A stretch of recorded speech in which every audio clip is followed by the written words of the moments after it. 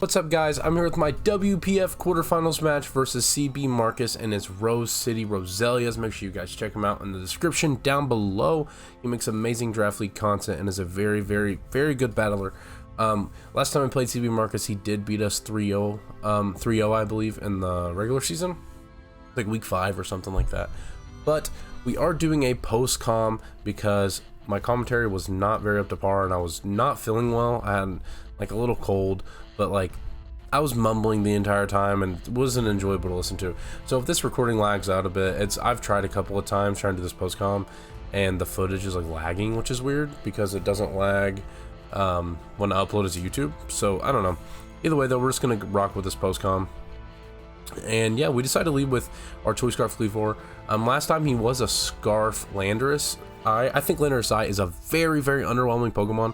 The Pokemon it's not a bad mon, but I just don't think it's very good for its point range. Like, probably a bad take by me. I have a lot of bad takes, but it's an 18-point Pokemon, 17-point Pokemon, and I don't think it should ever be your #1 option. It's not his #1 option because he obviously has a Palafin. So we get this U-turn off, and we are going to see that he is Rocky Helmet, which is very good information because now I know he is not Choice Scarf. I probably could have clicked Stone Axe there and picked up the KO. And that would have been nice because I could have turn 1 KO'd that Pokemon and not given damage, or not give any damage on another Pokemon, and also get my rocks up. But here I'm debating on if I want to go, what I want to go into here, because I was like, he could get his rocks up. That's what I was assuming. If he was Rocky Helmet, he was just going to click Stealth Rocks here. So I was like, I can make it a very aggressive switch into like even Walking Wake. But I was like, I lose nothing in going Galarian Moltres because if he clicks Earth Power, then I'm obviously immune to it, and we can go from there. And he does click Earth Power, so it works out for me. We have a very good first turn, and then I am Terra Water on this week because for this playoff match because of the Palafin. So, and it does pretty well, decent typing as well in this matchup. And I think I was debating on, I was like, if I Terra Water, he can just Earth Power for free. So I really didn't want to just I don't want to Terra Water, but I was like, I'm also just gonna Terra Water because I don't think he's gonna call that and click the Earth Power. So I go ahead and do it, and then I'm just gonna click Hurricane and try to get some damage off. I am Fiery Wrath, Hurricane, Agility, Rest, and I'm Resto Chesto. I really need that agility so I can outspeed every single one of those Pokemon, and it just comes in handy this match, to be honest, to be frank. And my name's not Frank, it's Owen. And we're gonna click Hurricane here and we'll see what he decides to do. But really was expecting not a Sludge Bomb. I guess he was trying to call my Terra Fairy. We missed the Hurricane, which sucks, but that's okay. But either way, I wasn't expecting a Sludge Bomb calling my Terra Fairy. I was like, if he Earth Powers here, then he'll put me in my Berserk range, which is fine. That Hurricane would have picked up the KO also, by the way. That it did suck. But now I'm like, okay, whatever. I'm going to click Agility, and then he hits me with a move. I get my Berserk, and then I can just click Fiery Wrath. So I'm at +1 special attack, +2 speed. And then if he goes into Palafin, he can't Jet Punch KO me. So I really, like, he has to go into King Gambit and reveal Sucker Punch if he has it. So that was my thought process here. He does decide to get up his Stealth Rocks this turn, which is fine by me because I'm going to get a free Agility off. And then we can go from there. I'm really liking this Galarian Moltres because he really doesn't have a switch into it at all. And now I'm like, okay, I can get in Berserk range, which now it kind of sucks because I was wanting him to attack me. So I'm like, I'm not going to click Hurricane or risk anything. I'm going to click Fiery Wrath this turn. And then I should be able to get in, I should be put into the Berserk range, obviously, because he's going to put me under half. And if you don't know what Berserk is, it raises your special attack by 1 if your HP is lower than 50%. So that's what I'm hoping. That's what I'm hoping for. I can't speak. That is what I'm hoping for. And we click it. Nice. And then he clicks, or we get a flinch, which I was like, okay, cool. But that also sucked. I really wanted him to get damage off on me because I didn't die to 1 move, and then I could just rest and get my Chesto Berry, and I'm at +1, +2. I'm at +1 special attack, +2 speed, and I'm at full health. And I really think that mattered. Like, me getting that flinch was horrible because I lived anything at full health, obviously. Like, I was not worried about it. It would have been very, very, very good for me. So he goes into Swimming Electrode, and I'm like, I live any one move. Like, I don't die to any move. I was like, even Terra Water, I was like, he has to be choice specs to kill me, or some boosting item like Life Orb, or like whatever the electric type boosting move is, or if he runs Chloroblast, and he's gonna die to his own Chloroblast, because I'm gonna do about 50, and then he's gonna pick himself off with it. And I click Fire Wrath here, and you'll see that +1 special attack boost meant a lot. Me being a full health meant a lot, because he clicks Full Switch here and he's gonna pick up the KO on me. But he wouldn't have killed me. He would have had to click Chloroblast here, or like Leaf Storm or some shit, to fully pick me off, or to fully KO me, and he wouldn't have been able to full switch initiative. So he ends up going into Palafin, and I'm going to go into my Swimming Lilligant. We are Rocky Helmet for this Palafin. We don't take hits very, very well, especially with rocks being up. It's not good for me to switch in, but that is fine. We will see what he decides to go for. I'm just going to click. I think I might try to make a double. I can't remember what I clicked here. I am Sleep Powder. I think I might have just clicked. Ice Spinner here, calling a switch. Or I may have clicked CC. I cannot remember fully. We're about to find out though. But I'm in a decent positioning so far. I've lost a Pokemon. He's lost a Pokemon. He lost his Landorus. And I lost my Galarian Moltres. I do decide to click Sleep Powder. And my Sleep Powder play here is to always catch something coming in, and he goes into his Assuming Electrode, which makes sense, but he was just gonna give me it, which I guess makes sense here because it didn't really serve much. It didn't have much of a purpose, but like obviously he lived a Leaf Blade, but I could have easily CC'd there. You know what I mean? So I guess he was just trying to sack it off, and this puts me in kind of a tricky situation. But I'm like, I'm just gonna kill him, because if he full switches out, whatever, I'm gonna get damage off on something, and I don't really feel the need to switch. So I think I just click CC here, because I'm like, I'm just gonna kill this Pokemon and go with it, and we'll find out if he was just trying to sack it, because if that's the case, then the Sleep Powder play didn't really matter. It was more me making the bad play, you know what I mean? Because I made a pretty bad play there, clicking Sleep Powder, when the play was he was gonna sack that Assuming Electrode, and he clicks T-Bolt, so he was just trying to sack it. And it worked out for him perfectly, so good play by Marcus. And we do get rid of that Electrode though, which is nice for us, but we will see what he decides to go into. So he decides to go into his Dragonite, and I'm pretty scared of this being set up, but I was like, I'm gonna go into Torkoal, because if he just Extreme Speeds here, then I'm Heavy Duty Boots, so I'm not gonna take rocks damage, and Extreme Speed is gonna be like 20%, so was not too worried about it. And we'll find out if he's banded or not, and if he clicks Earthquake, good play on him. And he does a set click Extreme Speed, and he doesn't reveal that he's banded, so he could be a Dragon Dance set, so a little worried there. And on this play, I had a lot of thinking to do, because I was like, man, if he's like a subset, then good on him. Good on him, but I really don't think he's subset to here. And I was like, he doesn't have a Will-O-Wisp switch in, and his switch in is probably Mew, which Mew will be burned in that case, you know what I mean? I could get my rocks up here, but I'm like, I'm gonna click Will-O-Wisp. We're gonna burn Kingambit, Dragonite, Palafin, or Mew. So was not too big of an issue for me. And he does decide to switch out, and I'm like, okay, this is gonna be Mew. And we see it is the Palafin, and I was flabbergasted, because I was like, oh my god. But then, like, obviously came to a quick realization, this thing is probably mixed special attack, or mixed with special moves, like if he's probably like Boom Burst for this Torkoal. But we do get that burn off on that, which is nice, and helps with Jet Punches, because our Cleavor can now eat a Jet Punch, and eat it pretty well. And here I'm debating, I was like, I kind of want to go into Wake, but I really don't need to. I was like, I have a decently special wall in my Gloking, so I was like, I really don't lose anything in going into Gloking to scout what he is, because we have the sun up, so Wave Crash, and he's burned, isn't going to do anything. And if he's fully special, a Hydro Pump, it's still in the sun, so it's not going to do anything. And if he Boom Burst, it's still not going to do anything, because I am a special wall. So we go into our Gloking, and we are going to see that this Boom Burst does a decent amount, but nothing that we can't manage. I was like, okay, whatever. And here I'm having a tricky situation, or I'm put in a tricky situation, because I really don't have a way to hit him back.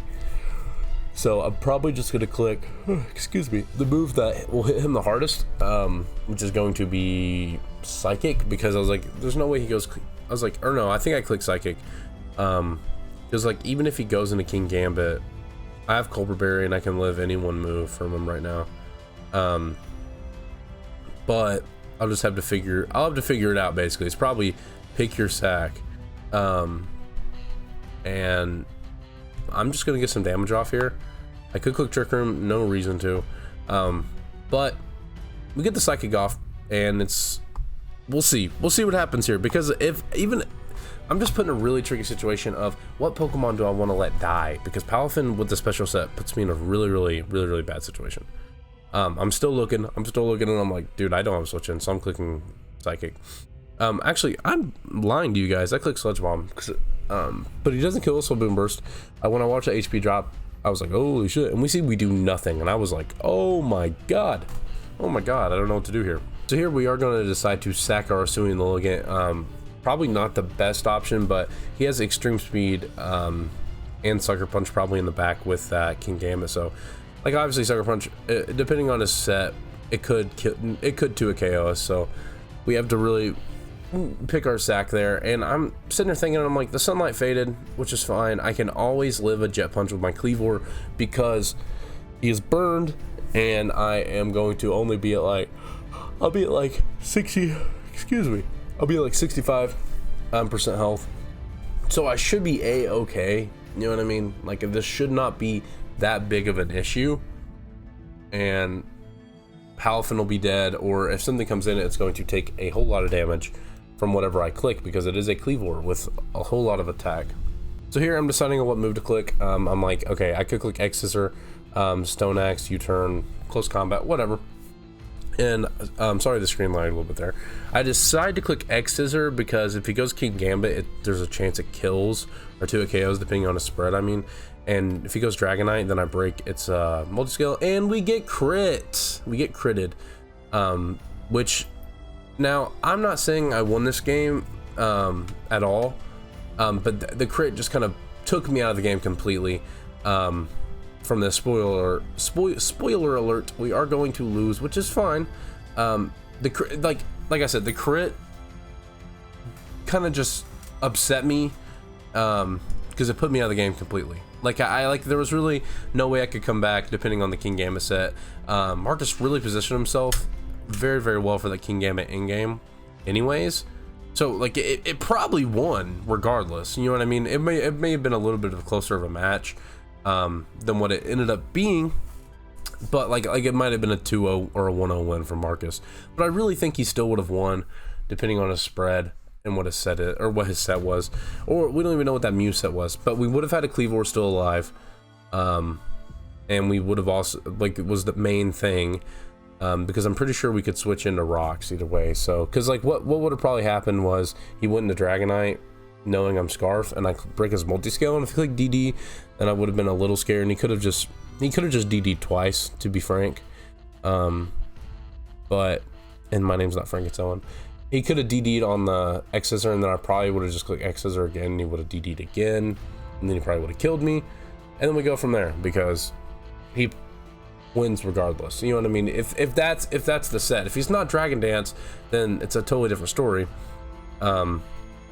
But either way, I think Marcus wins. I think Marcus won that match regardless, because King Gambit just comes in and nukes my entire team. But we are going to pick up another KO with Walking Wake, and it's going to be King Gambit just messes his team up. King Gambit it's a Pokemon I will never draft, because I don't think I could ever use it to its strengths. So I like fast Pokemon that go boom, basically, and King Gambit is slow Pokemon that go boom. And he counter cleaves, and my screen's going to completely freeze. Sorry about that, but either way, he's going to be Terra Dark on this, which at first I was kind of confused about, because I thought Terra Fairy for the it did really well last time, and I don't really know why he didn't, like, I didn't really know what the purpose of not bringing it was, but Terra Dark really messes up my team, because it's basically giving this Pokemon adaptability, because it's like stab and then also an extra boost for dark type move. So I mean, again, free Terra, bad, and Terra should not be allowed on the higher tier Pokemon. I will say that, because for reasons like King Gambit having adaptability basically and just nuking an entire team, and free Terra is just bad because you can't prepare for it. You can't prepare for it at all. It's not uncompetitive though, but I just think it's not very fun to play against. It's very fun to play or to use, I will say that, but it's not fun to play against. So King Gambit's just gonna win this game. Marcus did an amazing job, like I said, amazing job at positioning himself. So GG's to Marcus, man. I hope he does well in playoffs.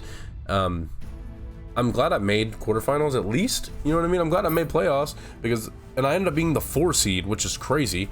Because if I lost my week 9 match, then I would have been out of playoffs because I was 8 seed. But I won and I ended up being the 4 seed. So Marcus, out of the people in playoffs, was Marcus and Owen are the 2 players I didn't want to play the most in playoffs, just because Marcus I lost pretty badly, and it was a convincing win in the regular season from like Marcus. There wasn't hacks or anything involved, and it wasn't like 50-50s. Like Marcus just kicked my butt.